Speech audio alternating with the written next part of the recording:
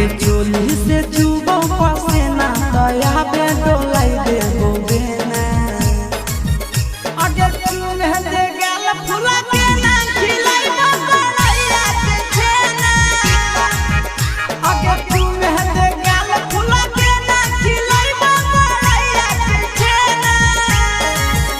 आगे चोली से चुबो पसेना दया पे डोलाई देबो बेना आगे चोली से चुबो पसेना दया पे डोलाई देबो बेना।